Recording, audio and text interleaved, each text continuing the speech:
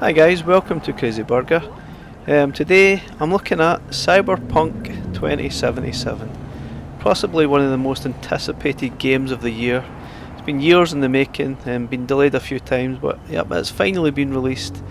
But it's probably been one of the most controversial as well, because on the base consoles, Xbox, PlayStation, it really doesn't work great. Graphically it's struggling.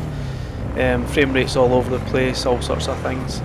What we are seeing now is me playing the Xbox Series X version, and it actually works pretty well. I mean, the graphics are fine after a little bit of tweaking here and there, which I'll show later in the video.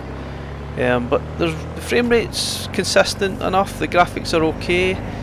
It's not perfect, it's probably one of the most buggy games I've played in quite some time. I mean, examples of the bugs, early on, the character V was outside the car, he was shooting at another vehicles and drones, and he had no actual weapon in his hand, but he had the gesture of as if he was actually shooting something, but there was no shotgun in his hand. Other examples is things, missions having to be restarted because characters are stuck and you can't progress, things popping up here, there and everywhere.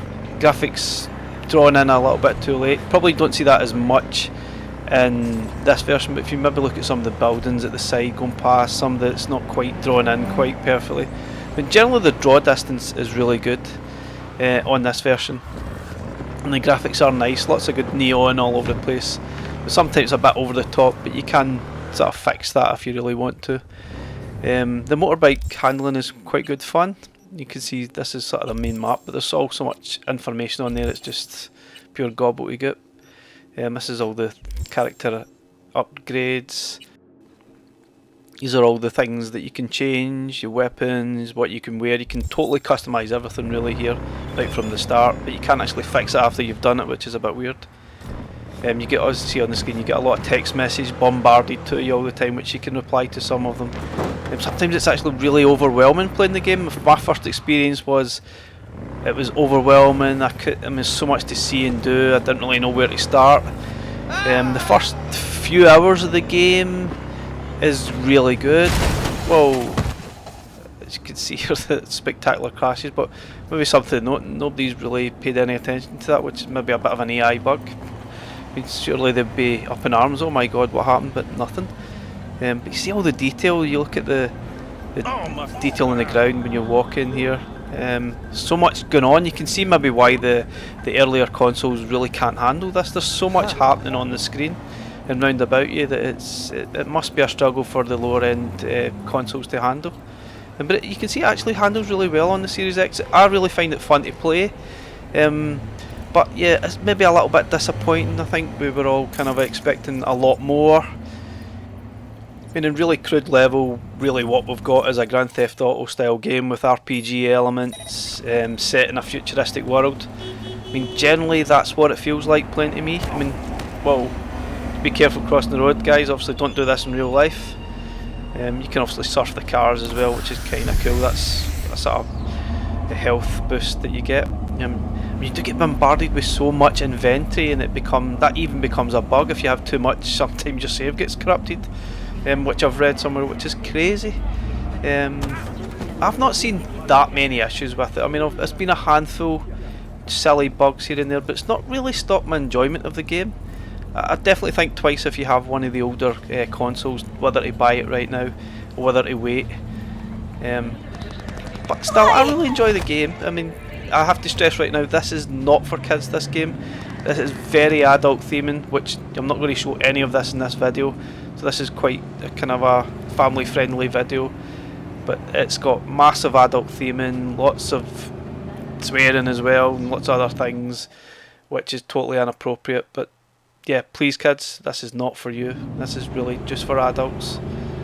But you can see it's fun. It is a good play. There's lots of missions. You get bombarded with missions, side missions, main missions. I think the main disappointing part is after the initial opening epilogue scene, which was really brilliant and mesmerising and sets the tone great for the game, it kind of falls a bit flat, and I feel the rest of it is so far has been a little bit disappointing. still fun to play, and there's a great story going on in the background for sure, and it's still mesmerising. I mean, there's still a lot to see for me. I've only maybe put in, I don't know, 10-20 hours or something, but I think I've still got so much to see. But yeah, after that initial open, it's been a little bit disappointing. Hopefully some missions will pick up a little bit as we get into the more sort of main parts of the game. But let's have a look at maybe some of the graphical settings that I've trying to tweak to make it look a bit better. So if you go to your settings on the pause menu,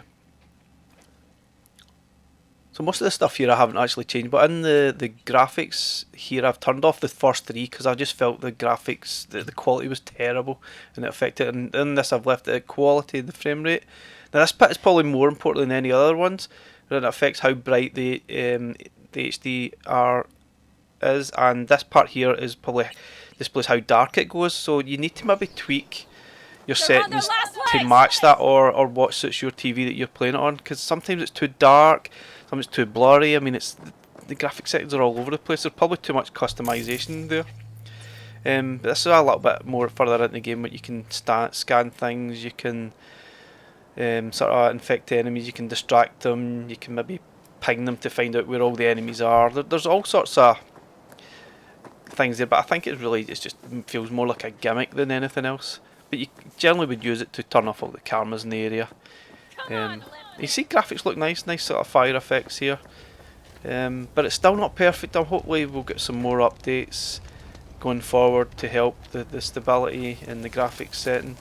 Maybe we'll even get the proper Xbox Series X version that will help. But overall, yeah, I would recommend it if you have one of the sort of top end PC or one of the sort of newer consoles. But if you don't, I would think twice about buying this just yet. It really doesn't perform great apparently on the older consoles. But I still really enjoy it. If you like Grand Theft Auto games, if you love the Witcher games, it's still a great game. Still bugs here and there. If you can put up with the bugs, you should enjoy it. And I'm still enjoying it. But it's probably a slight letdown to what we were expecting through the year. Right guys, thanks for watching the video. Hope you enjoyed. That was just my opinion of Cyberpunk. Bye for now.